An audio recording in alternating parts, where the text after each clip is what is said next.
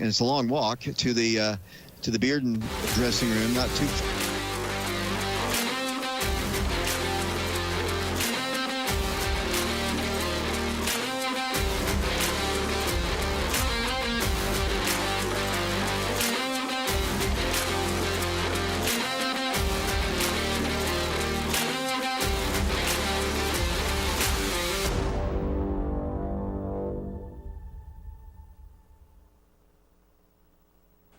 Welcome to Exigent Sports. As you guys see, I got AC on.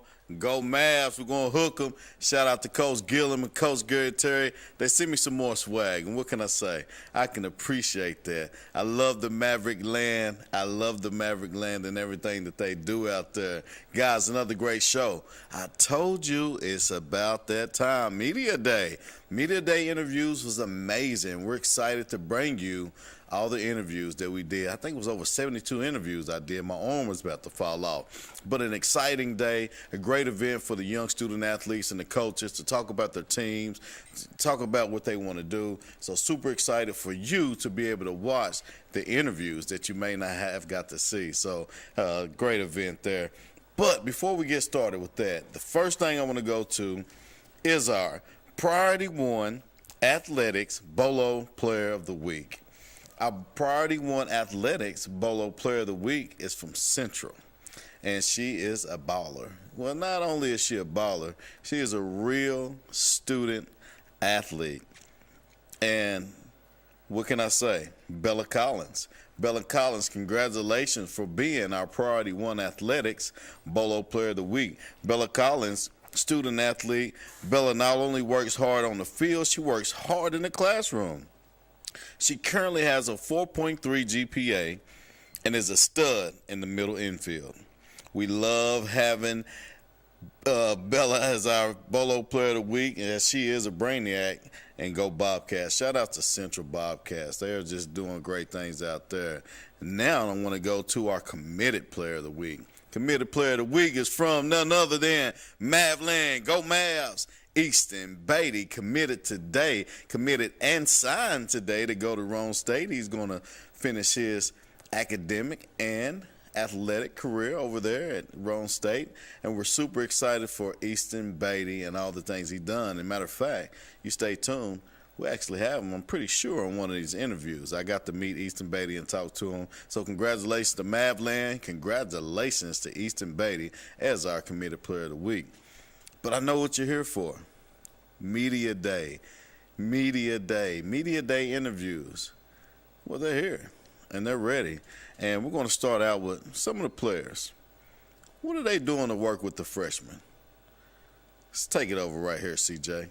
I think one thing for the freshmen is just the energy we bring, being leaders, helping them to realize that we're there for them, but also at the same time, as a seniors, this is our team, and we got to be there for them. Bring a lot of energy. We're a young team, like he said, and so building that foundation with them and just starting a path that they can follow for the rest of their high school career. I'm just hoping to at least leave them with a few things of wisdom, maybe whether it's on the field or off the field, it doesn't matter. Just show them how we roll here and just show them how to compete and compete at this level. I just feel like if they follow in the tracks of like the upperclassmen and continue to grow, that like we'll have a higher chance of like winning. Lead by example.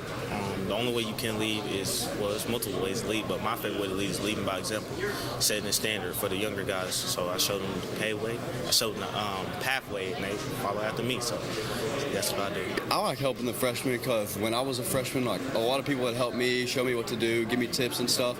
I just help them with whatever they ask me to. If they come to me and they ask something, I just help them with it. Really, the guys who want to get better freshman-wise, they'll come to you first. All the key players always come to you first. So whoever comes to me, I'm 100% wanting to help them out, always. Fielding, hitting-wise, just like mental-wise, because mental-wise for the game for freshmen, they always want to like stress, just helping people, like just help like the mental mind. Just try to be a good influence religiously and also just be a hard worker for them. Just try to be supportive and just try to help them out in any way I can. Just give them good advice. Just try to be a leader and try to show them the right things to do. Be a leader. Absolutely. Lead by example, by action, or words, or both? Both? Yeah. I just show them like what it's going to take to play at this level. You're not going to be able into middle school and everything. They don't care. They're gonna be playing just for them. But at the high school level, you got to play for the team. And I'm trying to make that most apparent when I talk to them. I'm just trying to be a role model for them. I mean, I just try to be nice to them, be a role model, kind of take them under my wing. I mean, I came in as an 8th grader, and I just remember the seniors who took me under their wing and made me feel really just a player with them and a part of the team. So that's just what I try to do to underclassmen. Usually I just try to support them, be as positive as possible, but also making sure I give them the criticism that they need to make the adjustment and get better overall. Make them feel comfortable, let them know what's up, just help them out around, just help them out in general. If they have any questions, come to us, answer them. I'm just going to be a leader, just show them the ropes, just show them how to do everything right, the right way, like just the fundamentals and all that. Absolutely. What about you? Just piggyback, make them feel comfortable, like make them know that like we're there for them for questions, because a lot of them are shy and stuff, so it's like they got to know to get out there and feel comfortable and ask us questions, because that's the only way. Like, we're only here for one more year, so, and we have the most experience, so as long as they just ask us questions and we'll help them out, we're there for them. So just trying to get them to learn the ropes. They're doing a pretty good job of it. We're working well as a team right now, so it's looking pretty good. Just help them as much as possible. If they have any questions about, how we do stuff, like how we run the program, I help them out. Anytime they want to go hit after practice, I always go with them. Just make sure to let them know that although it's early, they got a lot of time to get better, and just continue to keep working because they'll be here Sunday. Getting them how we have a winning culture and showing them what winning's all about and showing them how to get there, and also help them and show them what we need to do to get better and get there as well. I was a freshman last year. Freshmen are going to have ups and downs. Just trying to help them guide them through their freshman year, tell them what it's going to be about, and just help them out. Really just try and make sure they follow along with everything. We're big on just changing the culture and make sure they just grab a hold of the ropes and just go with it. It's to lead by example and just show them what Coalfield baseball is about, and not hold their hand, but definitely pat them on the butt even when they're struggling. Just keep their heads high because it's a long season. I really just try to I try to help them. I help the coaches. If they don't know what to do, I usually try to teach them myself, because players, they listen to other players a lot better than coaches sometimes. I might teach it a little bit better than coach, to their understanding. I try to bring them up, have them bring energy to the team, because they might not see as much playing time as we do, but as long as they bring energy to the dugout and all that, that's all we need from them. To guide, lead as an example, I guess. So even if that's just jogging on the field, listening to coach every time, just the little things to help them know that little things still matter. So I just try to lead by example. You gotta get in the gym. You need to have a good foundation, because if you don't have a foundation, you can't do anything. And you just gotta teach them that they gotta work and actually want to be successful. They can't just come in and think it's just gonna get handed to them. I show them the right way to do it. I take them under my wing, help them with if they mess up a play, I tell them, hey, do this next time. But I'm nice with them. You don't yell at them. Just set the standard and show them every day is you got to work hard to be good and play hard to be good. Same thing, kind of like Mackay. Since we have one senior, kind of be a role model, set the standard, and just be there for them and bring energy. We hype them up a little bit. We kind of, when we can, we help them as much as we can. It's just help them out a lot. Just give them pointers, make them feel at home, show that they're our teammates. I think this year, just take the next step and be more competitive on the field. We've already got the facilities up, and we've got stuff to where people will want to come, and now the next step is just be more competitive on the field to get more people and bring the program to the next level. I think it's really just setting an example, being a leader, not just through your actions, but also through your words, just helping them to grow every day. We've got a pretty young team, so I think mentoring those guys is going to be a big part of our success this year. I just try to help them grow in their faith, and I I think faith is a big thing that helps us carry ourselves through the sport itself, and just really helps us grow individually. I'm really just going to try to lead as best I can. I just try to give them an example. Just mentor them, keep them focused in the weight room, keep them focused at practice so they know what to do when game time comes. I just know what it's like to be in their position. You know, it wasn't as welcoming when I was a freshman, so I kind of try and make it enjoyable, help them learn, make it fun for them. You know, as a freshman, I wasn't welcome, like he said. I mean, I was a little smaller, so just try to let people know and you can get to the next level by just working hard and keeping your head up. Just try and make sure we're all doing what we're supposed to be doing and just helping each other, making sure it's just a positive team so we can all get better ourselves. Well, I actually got some of the infielders in a group. We go about once or twice a week, take ground balls, try to keep them staying in the game and not just, I'm just going to stay at home and chill. So we don't really need to be doing that. We need to get ready for the season. I make sure that you got to stay hard on them too. So, I mean, you got to be on them at all times in the weight room, especially because we had to run a couple times for skipping reps. So, I mean, you got to stay on them constantly just to get their stuff done and try to get bigger. Stay, just like Colton said right here, just stay hard on them, make sure they're doing their job, and just have them learn from what we're doing. Just, pick them up. It's hard being a freshman, so it's difficult adjusting to high school baseball.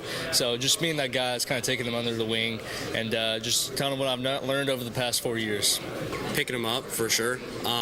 We get competitive, but and we like to win and stuff, but there are times where we let ourselves and our teammates down. And I found that, the most useful thing to do in those moments is to, encourage them, let them know that, hey, we know the player you are, we know the athlete you are. You screwed up, it's not a big deal. But, that also means, in their bigger moments, the moments where they succeed, picking them up, letting them know, hey, this is awesome, this is the athlete you are. So stuff like that. How amazing is that? See those kids picking up the freshmen. What are they doing to prepare the freshmen to come in and take over? And every last one of them was open arms, ready to go.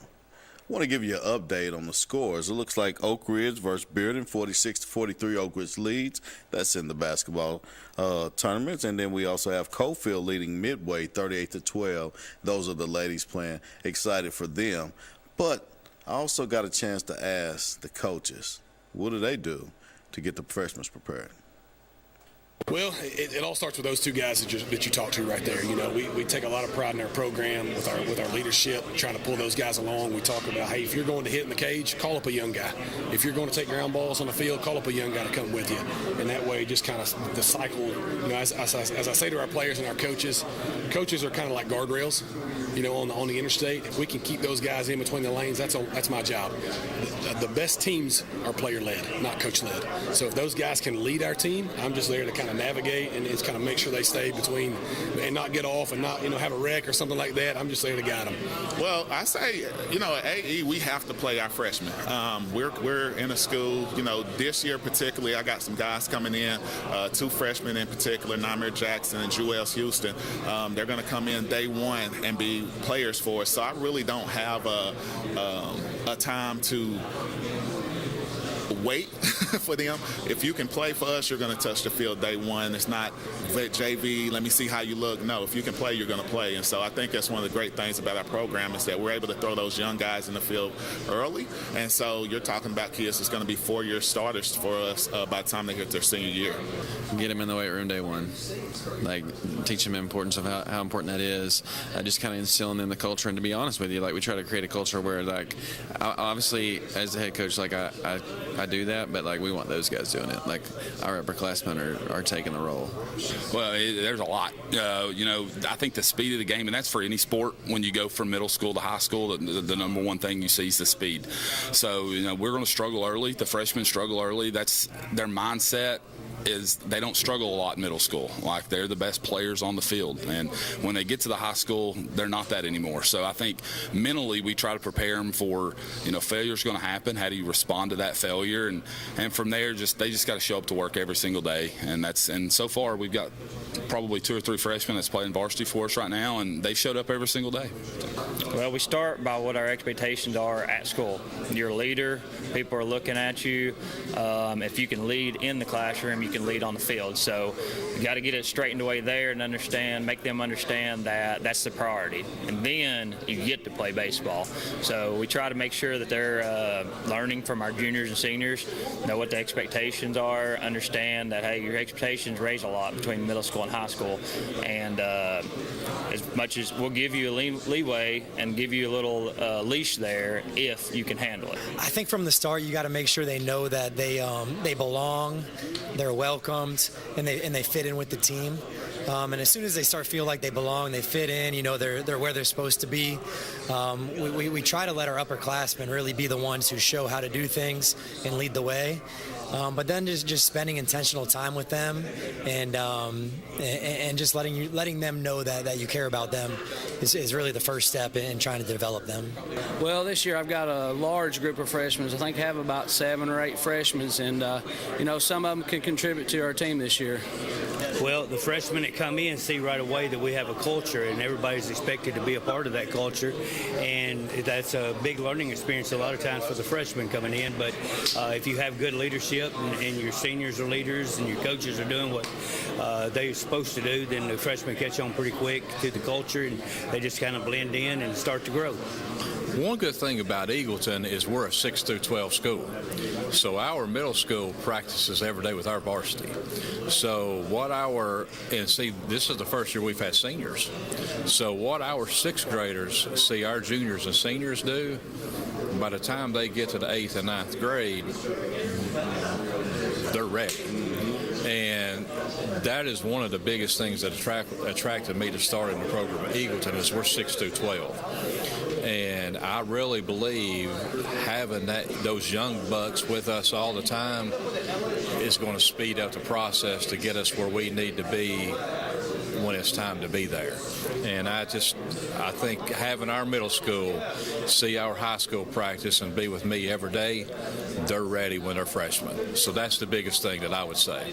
We've got a pretty big freshman class, and I think we're going to have an even bigger one next year. So yeah, and we've got a couple of freshmen in there that will help us this year. Our freshman guys, what we try to do is as soon as the season's over, after the senior year, after the seniors graduate, we try to get with our incoming freshmen and try to get them playing on our NABF team during the summer. And that's what we've started doing the past 3 or 4 years. We used to use NABF for our older kids, but now we've kind of brought in our younger kids and our incoming freshmen to get them more adjusted to high school ball and also to get them to be around some of our older guys as well. So we try to do that with them. Luckily, like I said, we have 1 senior this year. We've got a handful of juniors, but a lot of freshmen, a lot of sophomore, a lot of 8th graders that'll make big impacts in the lineup.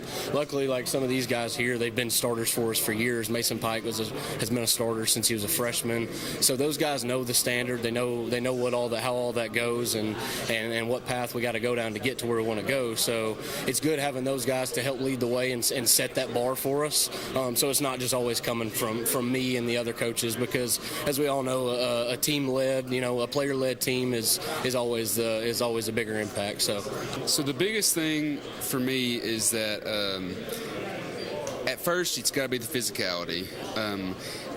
Once you see, hey, this kid has that ability, we try to put an emphasis on the weight room with them. If you want to be ready to play varsity baseball, we have to have you in the weight room. We have to get you stronger because, you are going to be 14 going up against an 18-year-old.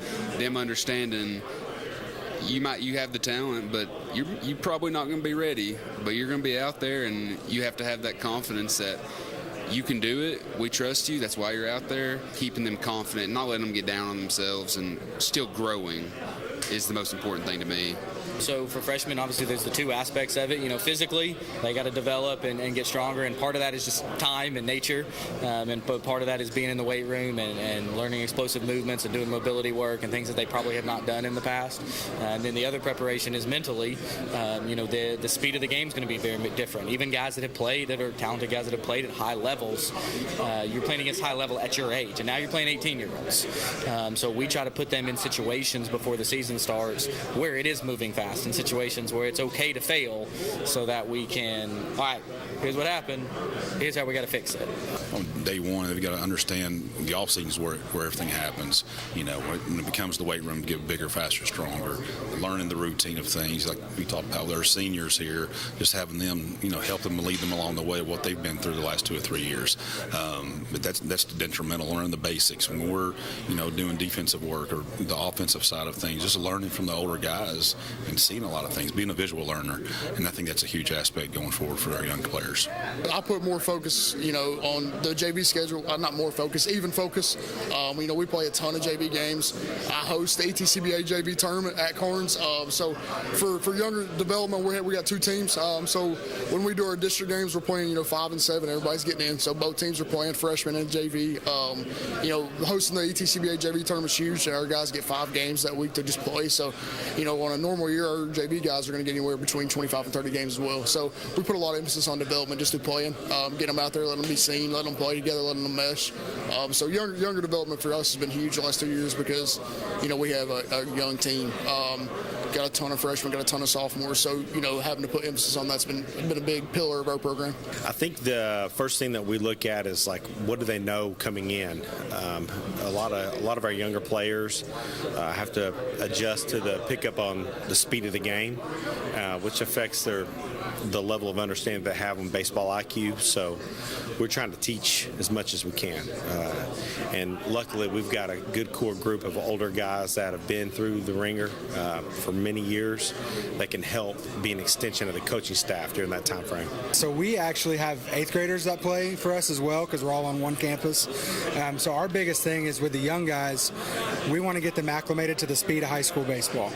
It's different than playing middle school ball, or it's different than even playing rec ball or travel ball. The speed of the game is different. The way you play baseball in high school is different. So for us, we run a JV program. So our 8th graders, freshmen, and sophomores are the guys that make up that JV program. So they're going to have 10 to 15 games where they could be losing by 15, 20, and the juniors and seniors aren't going to come in and save them. They got to figure it out. The other thing is we practice all together as a group. So 8th graders through seniors, we have 1 practice time. Does that make our job as coaches harder? Sometimes it does. But also, those 8th graders and freshmen are going to elevate to the level of those juniors and seniors. And that's where I think our growth comes from, and where I've seen the most growth is those kids coming to practice day in, day out, seeing how the juniors and seniors operate, how they carry themselves. And then at the end of the year, they look up and go, this thing's not so hard. If I show up every day, if I put in the work, I have a chance to be a pretty good player. Well, we still have holes, right? We still got guys, right? We got to fill spots and just kind of find some rotations. And I've got to do a good job balancing, getting guys in, protecting them early to kind of give them a chance to get some season and get some games under their belt, even though they're young. We're still young as a team overall. We got 3 seniors is all we have. And a lot of the guys I'm going to be relying on are still 15, 16 years old. So we're still babies overall. So, there's a lot to that, right? That's what I was telling, my coaching staff the other day. Coaching young players, you got to give them some grace, but you also have to teach them how to go about their business. So by the time they're 17 and 18, they know the ins and outs of how to prepare and how to go watch other players, how to scout other players, how to make adjustments on the fly, what they're doing, how do they pitch you, how are coaches attacking you and doing all those things, right? That's part of our process now. So that helps a 14-year-old, that helps an 18-year-old be ready for the next level or the postseason, really. I try and get them plugged in really, really fast. I understand that they're going to make mistakes early on, and we kind of talked about this Saturday during our play day. The physical mistakes are going to happen. The mental mistakes are what I have a problem with. And JJ and Eli and William Eddings and Bokey and all those guys are going to impart their wisdom, the things that they've heard before, and they're going to tell them, look, we've been yelled at by Coach too, and it's just part of the deal. And I told them this Saturday too. It's not personal. It's part of the growth. I coach hard. That's the only way I know how to coach. Well, they do play in middle school. It's not affiliated with the middle school with the state or nothing like that. But historically they played a lot of ball, and most of our guys obviously play travel ball, which is good.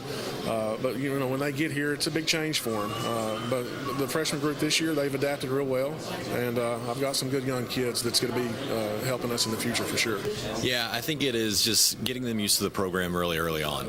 Exposing them to the language that we use, the terminology that we use. We're lucky in that we get to have some 8th graders involved with our program as well. And so, what we want for them is just expose them to the process, how we want to train, how we want to make our players better.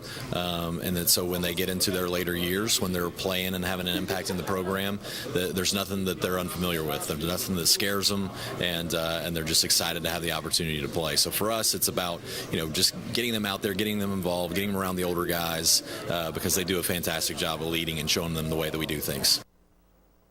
Make this spring all about enjoying the experience. When you ride on your new Ferris commercial mower featuring patented suspension technology, you'll have more than freshly manicured grass. You'll experience productivity and comfort like never before. And because you won't be slowing down for those rough spots, you'll mow more lawn in less time. Ferris, experience suspension. SL Bowman & Sons, 524 North Front Street in Rockwood.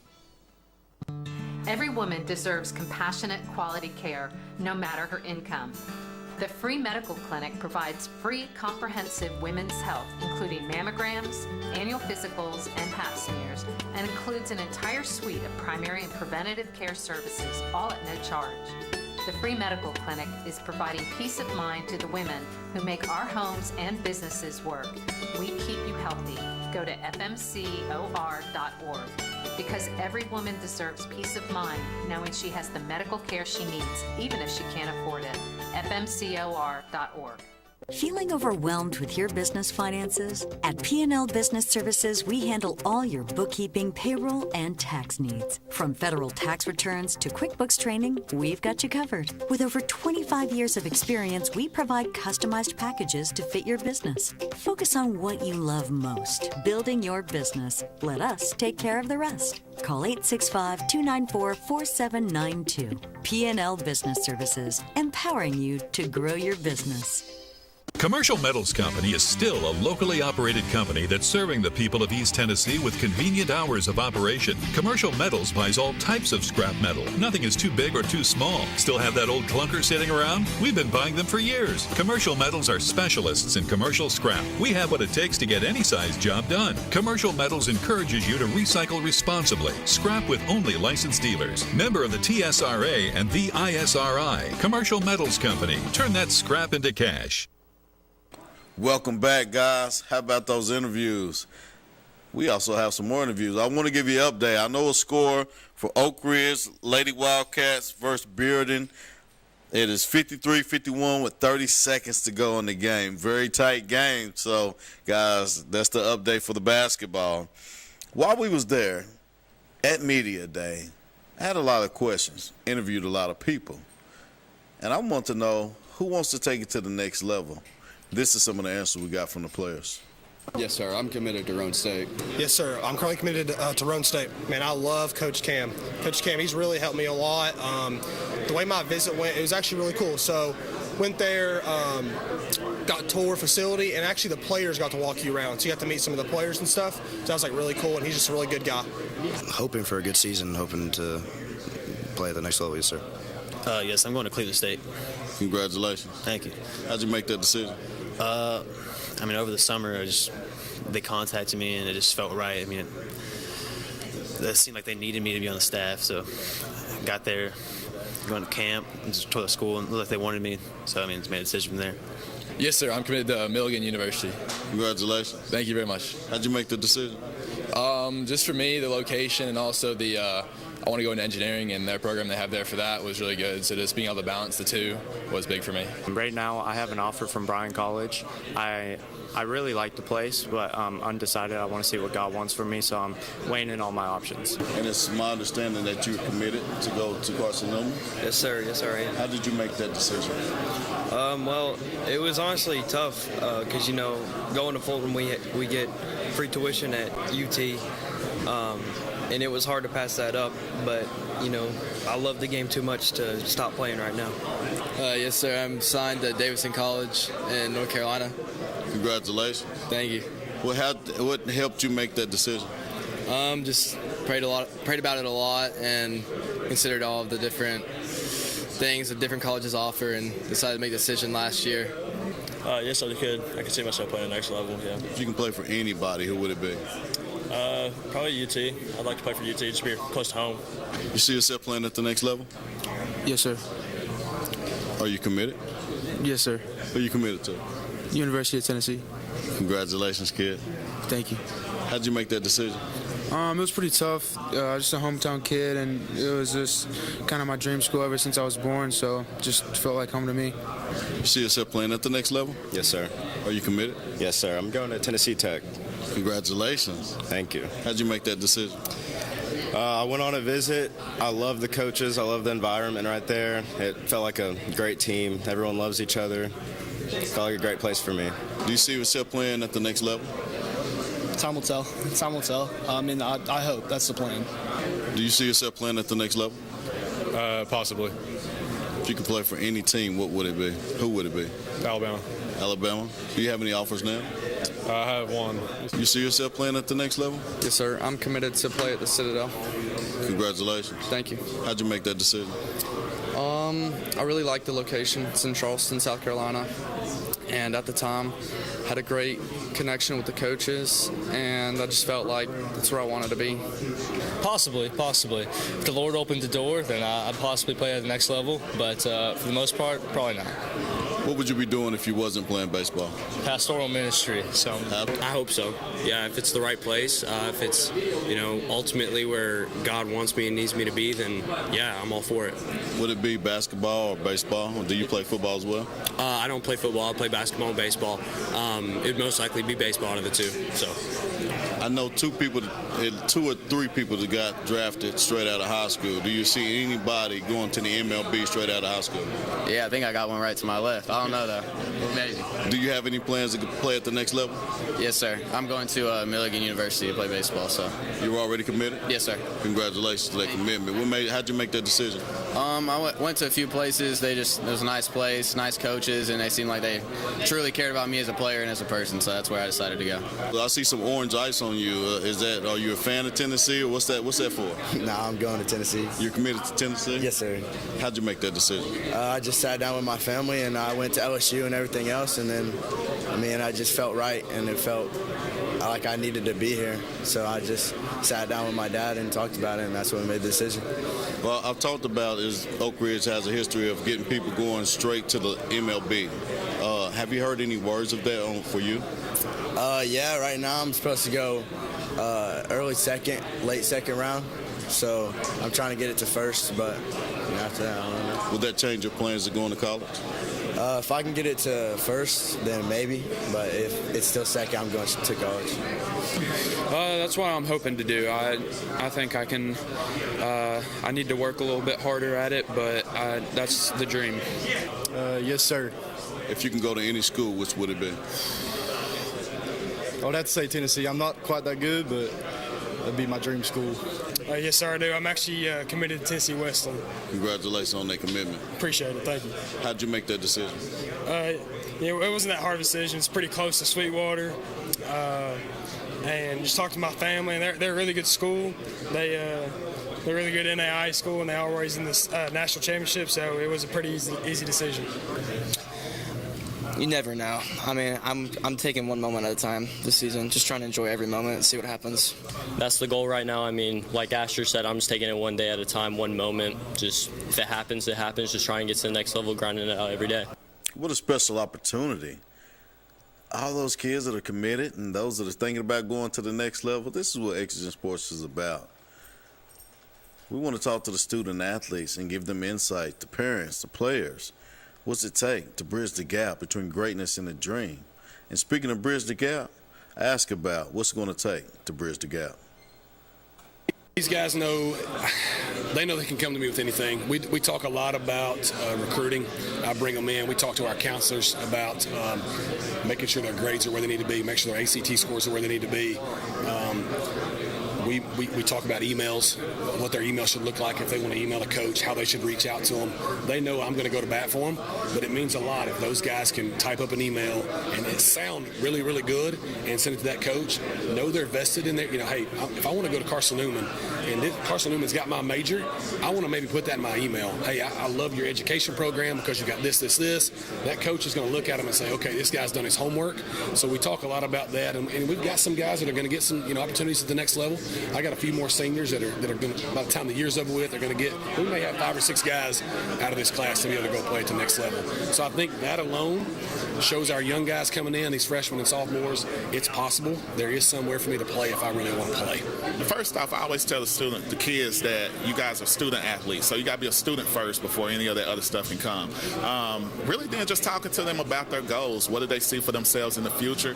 If it is the game of baseball, then let's give you a realistic evaluation of what that looks like, starting to get you introduced to one and become familiar with some of these college programs, making sure that you got the proper grades that you need, and then just exposing you to what that looks like. Well, the first thing you got to do is you got to take care of the stuff in the classroom. I mean, that's what coaches ask. They don't say how fast does he throw. They say what's his GPA, what's his class schedule, can he manage a class load, and after that, it's all about just work. Like they want guys. Again, you can have the best stats in the world, but unless you just, I don't know, the bridge the gap, that's a great question, and I haven't thought of it, and quite honestly, we've not had any guys go on to play the next level. We're trying to build that. It's my first year. I can't name you the last time we've had a college player. So that's what we're trying to do, and it's just work. And I know that's a generic type answer, but you just got to work every single day and get a little bit better every single day and take care of the stuff in the classroom. Well, I know a lot of the college coaches around. I played at Walter State and Carson Newman, so I know most of the junior college coaches, all the D2, D3 coaches all around here. So we stay in communication. I know what they're looking for, what they need for the next couple years, and what if they'll fit that system or not. Okay? Different coaches are looking for different things and how different guys play. So, I mean, Griff at Carson Newman's looking for something, and Walter State looking for something else. So can I get a guy from my program that lines up with the values that college sees and give them the best chance at success? Each player is a little bit different with where they project. So having those conversations with parents isn't the easiest sometimes if, the parent may think they project a different spot where they may be at right now. But just trying to have that honest communication with them and using the connections that I still have from being in the college game. Well, I've had several reach high levels. I've had 7 play in the major leagues, and I've had 3 retire from the major leagues, and several D1 players, and it's all the same even in Cobb County here. You just go to work every day. You go to work, you work on your skills, you get better, and then you go put a performance on the field. And if you can do that and showcase your talent, somebody will be interested in looking at you. Just being able to lead them down the path of the next level and corrugating all the financials and the portal would be the big thing on that this day and time. That usually takes place during your high school season or during your winter and fall seasons, as far as helping guys look at schools and things like that. As far as playing, once they become juniors and seniors, they're usually on travel teams and they're usually playing in Georgia and all that. As far as promoting your guys that want to go play, we'll try to hook them up with, I'll tell you right now, I think junior college is the way to go, especially if this new transfer rule takes place and eligibility rule. So I try to direct a lot of our guys that come out of Gibbs to maybe, let's go play 2 years at Walters or Pellissippi or somewhere like that, and figure out, how much you really want to do this. I think it's all about finding the right fit. The college game this year, in the past 3 years, has changed tremendously. Every college is out there looking for something different. They've all kind of got their own characteristics or values that they're looking for. So when you get a guy come across your program, I feel like it's kind of like lining up to other places and seeing what they need. And then it's just having good relationships with those guys, letting them be able to trust you. College coaches want to be, they want to work on trust. So they got to know when you pick up the phone and call somebody that, you're calling them for a good reason. So I think it's just building on trust, but bridging the gap is just, standards and culture and value. You got to instill it, and you got to have it in your program, or they're not going to meet it at the next level. That's one of our main goals as a coaching staff, is to identify what our players want out of their playing experience. If they have aspirations to go to the next level, to help them to get there as best as we can. What we'll do is we'll try to mimic a college program as much as we can through strength and speed work, our off-season program, our preseason program, and then the grind of the season when we're going 6 days a week, and also continuing to support our guys in the summertime in those moments when they're traveling back from their tournament games, to provide them opportunities to continue to grow in the middle of the week as well. From my time coaching in college, I have a lot of friends that are still coaching in the college game. So the one thing that I try to do is I'll sit down with them and say, hey, make me a list of the levels that you think you can play at, have some self-evaluation, find 3 or 4 schools that have your major, that are close to home if you want to be close to home, or if you want to go far away or far away. But I want them also to take ownership of it. And so we also use platforms like Field Level and Be Recruited, because some guys want to go play. I have a kid this weekend going on a visit to Lakeland University in Wisconsin. He wants to leave home, and it's just a good fit, and so he's going on a visit there. One of the guys you talked to, Ben Paddock, he had a visit and got an offer from Union College in Kentucky. So, the guys take a lot of ownership in it, but I'm also willing to help however they need it. If they need a phone call to be made, if they need me to go on their visit with them because mom and dad can't get off work, we're going to do those things and take care of them. But I try to leave a lot of that ownership up to them, because I don't want them to go and play 4 years at a university or college and they feel like someone forced them to do it. I want it to be a good experience for them, and they go where they want to go and where they feel like it's home for them. Obviously, I think this game is more than just the X's and O's and the talent and all that, right? It's the mental side. It's like Mikey and I had a big conversation this week. How do you prepare yourself mentally over everything else? How do you separate yourself that when moments are hard, how do you respond, right? How do you handle adversity? All those moments really what separate the great players. It's not, there's a bunch of guys out there that are really good, but who are the ones that can separate in tough times and really still perform at the highest level? I try and get their names out. If they let me know where they want to go to, like JJ said, I think I've been doing this forever. 27 years at Oliver Springs, 29 overall. I know quite a few guys. Know Cam out at Roan State, Jim McGuire out at Vol State. I've got some contacts. If they want to play, I can get them opportunities. And once they get that opportunity, that's on them. But the main thing, and this is what I tell freshmen early on, you got to make grades. The days of, he's good, the grades don't matter, those days are gone. Yeah, I think it's about relationships. It's about communicating with coaches. It's about having that experience myself. I know what it takes for those kids to get there, and just being connected in those communities is really important. So knowing coaches, talking to coaches, going to clinics and showcases and being a part of that world is an important piece. So because those coaches want to know from high school coaches as well as summer coaches, like, hey, can this guy make it in my program? And for us, like, we want to be honest with them. We want to give them an accurate picture, but that all starts off of having a relationship with them and building things from there. Welcome back. Bridging the gap between greatness and the dream. Some coaches believe that it's all the players, but the real coaches know it takes them to help bridge that gap between greatness and the dream. Period. You're going to make the difference in the kid's life, and it's going to last forever. Continue to be great and doing what you're doing. Coaches, thank you for all the inspiration that you're giving these young men and opportunities that you're giving them to be able to bridge the gap between greatness and the dream. No, everybody's not going to be a professional player, that is, but every last one of them, with your guidance, can be a professional something. Make sure you are the one to bridge the gap between greatness and the dream for these young student athletes. I also asked the players, if there was one team you can smack, who would it be? I also asked the coaches, what do you think about the infamous transfer rule? But you'll find out about that after these messages. We'll be right back. Commercial Metals Company is still a locally operated company that's serving the people of East Tennessee with convenient hours of operation. Commercial Metals buys all types of scrap metal. Nothing is too big or too small. Still have that old clunker sitting around? We've been buying them for years. Commercial Metals are specialists in commercial scrap. We have what it takes to get any size job done. Commercial Metals encourages you to recycle responsibly. Scrap with only licensed dealers. Member of the TSRA and the ISRI. Commercial Metals Company. Turn that scrap into cash. In our community, everyone deserves access to quality health care. At the Free Medical Clinic, we offer no-charge medical services to those without insurance. There is never a bill at the Free Medical Clinic. From primary care, preventative care, diagnostics, and specialty care, our dedicated team is here to help. The Free Medical Clinic, taking your fear away from becoming sick or hurt. Go to fmcor.org to become a patient. Remember, there is never a charge for your care.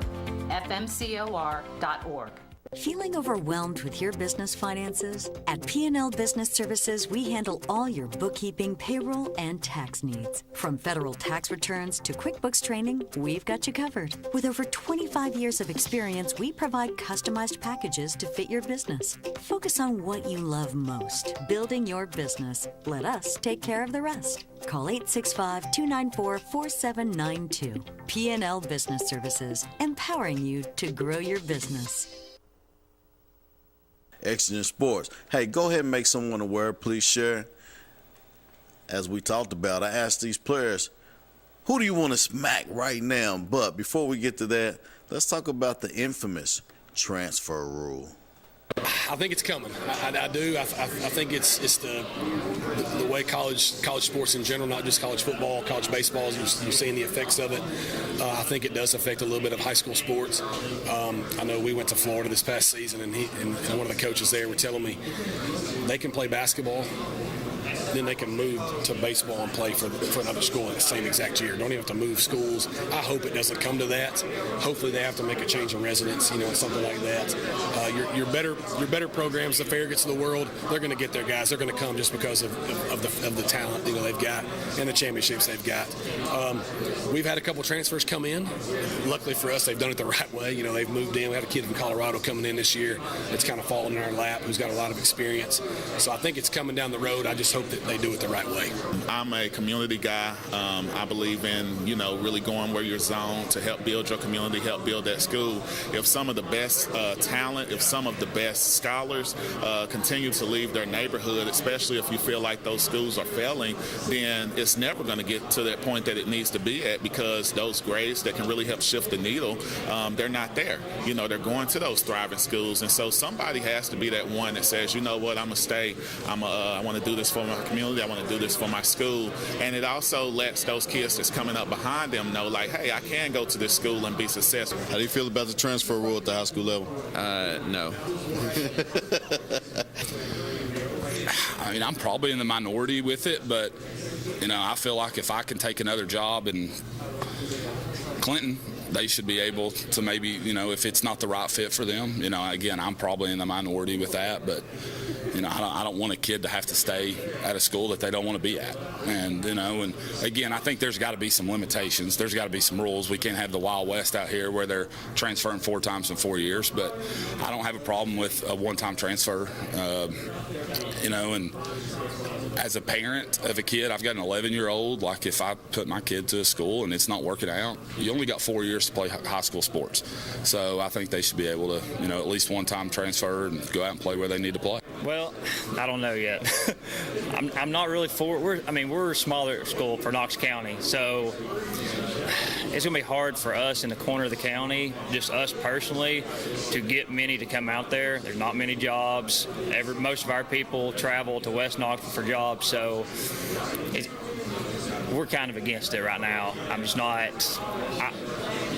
At the same time, another thing is it going to turn into the same thing as college, where guys are just jumping around? And I coach pretty hard.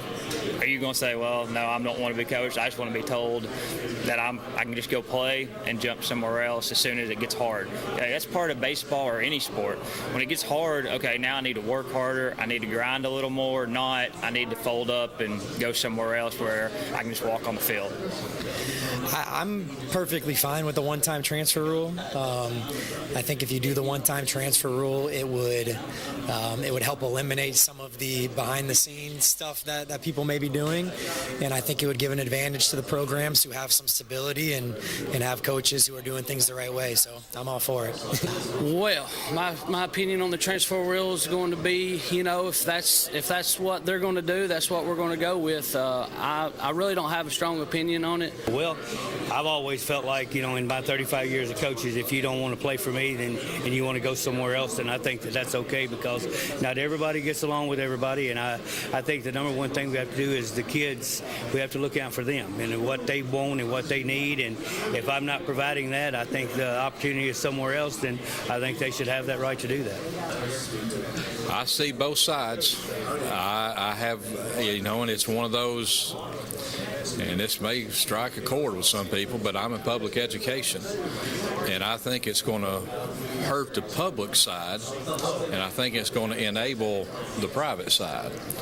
And so I've got mixed emotions, and being a fledgling program that is building from the foundation up, I'm truly worried about it, because if we have a kid that we see special and he's young, who's going to come in and get him, because we're not winning any games yet. So I'm feeling a little pressure of trying to get us some success from opening day this year to prove that we're going in the right direction. I always ask about the transfer rule. How do you feel? What is your opinion on the transfer rule? Well, I don't like it. I think a lot of people would agree with that, but I think that's just the direction that we're going. There's not anything that's going to stop it, I don't think. So we're going to have to adopt something everybody can agree on and see how it plays out. I'm 50-50. If you ask me tomorrow, I'll probably tell you the other side of the 50-50. At times I look at it and I think, okay, let's do that. And then, you look at what's going on in college, and it's just such a, wiffle waffle back and forth, people going to different places all the time. It's kind of hard to keep up with it. I think it will be a headache at first if it does pass. I think it'll be aggravating at first. It'll be something 10 years from now that we won't even pay attention to. We'll know it's a part of the way of life, and just that's the way it'll be. Not real sure. It's new territory. I know that can, maybe be some dangerous territory in some ways, but also I understand that it could be good for a lot of schools. And if there are certain guys that aren't getting in lineups that at one school that they've been at, and they want their opportunity to play and don't see that happening at the school they're at, I think it could be a good option to have those kids, give those kids the ability to go elsewhere, and so they can get playing and be seen. It's a difficult thing that obviously if it comes through is going to make coaching's jobs a lot harder. You understand the one side of it where, as a parent, if you've got a situation that's not good for your kid and you want to be in a better, you understand parents wanting what's best for their kids. But it also is difficult because sometimes dealing with something difficult is the best thing for your development. Always running away or going somewhere where it's going to be easier is not always the answer. And for these teenagers, sometimes, I'm not playing right now. Instead of let's go find somewhere I can, what do I got to do? What do I got to do myself to change that? Brings not only a lot of baseball development, but that's a life lesson. The transfer rule can be a good thing and a bad thing for, depending on who's who. I believe in it. I think it's a good thing. It takes away from a lot of the aspects of, trying to get around processes and things like that players and parents do in communities. But at the same time, I think it's a good thing.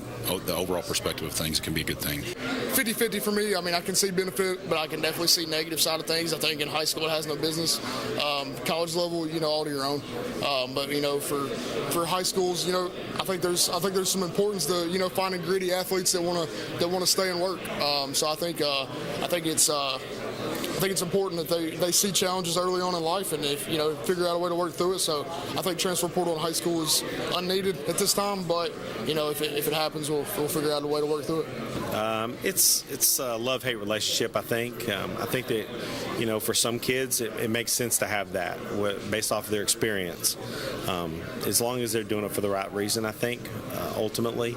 The problem comes into it can affect, kind of that culture that you're trying to build in your program when guys have the option to leave that and just you're bringing new guys in.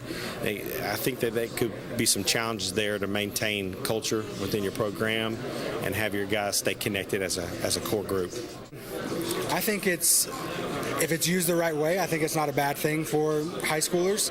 I think for us, one of the things we've noticed, if we've had some kids transfer from bigger schools where we're a small school, we have 420 kids K through 12, so we're very small. But we have some kids that come from 1,000, 2,000 kid high schools that they're a good ball player, but they may be the 10th or 11th guy on the roster, and for us, they're a middle of the order bat or they're a top of the rotation guy, and it's giving them an opportunity to play baseball, play the game they love, and potentially reach those goals of playing at the next level or just getting that opportunity to play. At a place like Oak Ridge, it's a good spot for us, right? It's good for us to have that. In certain other places, I think I'd be against it, but for us, I think there'd be some benefits of both sides, but that's going to be a whole community involvement. If that stuff goes through, that's going to take all of us in Oak Ridge being on the same page to really what winning athletic programs look like. So we got to steal things from other programs who are doing it right? And kind of do those things. But I'm kind of for it, to be honest. I think the 1 year free transfer may be a good idea, but I'm not for full-blown transfers. I think there needs to be some rails on it. There needs to be some guidelines. It's not just, coach yelled at me today, or I wanted to bat in the 3-hole and I'm batting in the 5-hole. I'm gone. I think especially freshmen, they need to get that first year through, and then if they see that they want to go someplace else and do their research, go somewhere else. But you got to be careful. Just because the grass is green, it may not be green. It may be concrete that's painted green, or it may be a sewer line. Yeah. Sewer lines have real green grass. I think I support it. I think if a kid's not happy and, something happens for the family that's better for them, they need to explore that. And, so I'm all for it. It's just the times we live in now. Things are a lot different. And, if we're still living, 10 years ago, then, we're sort of behind everybody else. So I do support the transfer rule. I think it's coming. I think it's going to be something that's going to happen for us in our school. I think we support it. I think we'd be in favor of it. And, everything's kind of trickling down from the higher levels. Like you've seen NIL in college. You see the transfer portal in college. NIL's made its way down to high school ball in a way. And I think you're going to see that with transfer portal eventually as well, the one-time transfer rules and those things. I know there's a lot of discussion around it. We'll operate in whatever way the state says we need to operate, but I have a feeling that that's something that we're going to see at some point in the future. Oh, Clinton. Or Gibbs. 100% Gibbs. Fulton. Smack. I got to go with the rivals, Farragut. Farragut. High school or like what? High school. Oak Ridge. Oak Ridge? Yep. No doubt, that's the team. Oak Ridge. Probably, I don't know.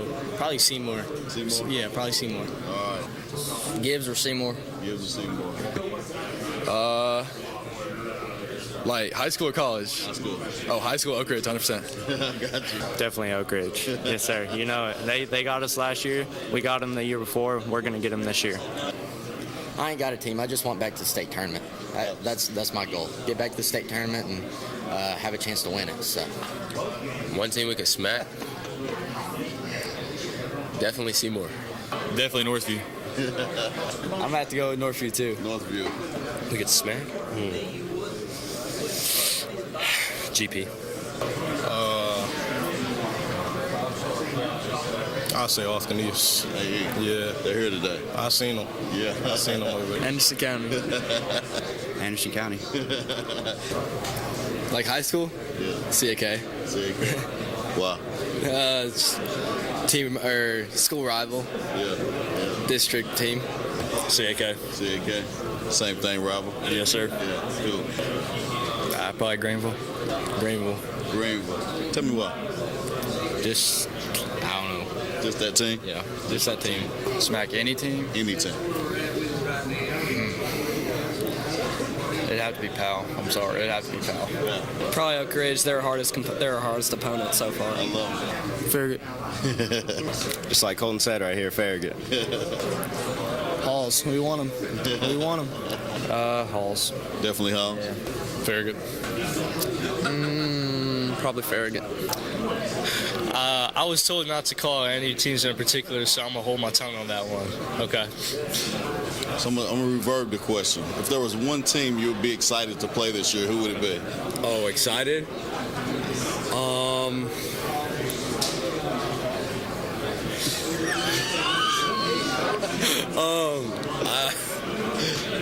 I'd probably say either Alcoa or Carter. Alcoa or Carter. Powell. Cofield. Definitely Cofield. Absolutely. Smack? Oak Ridge. Gotta be Oak Ridge, yeah. Team you smack right now? Oak Ridge. Oak Ridge. They put us out last year, so I don't know.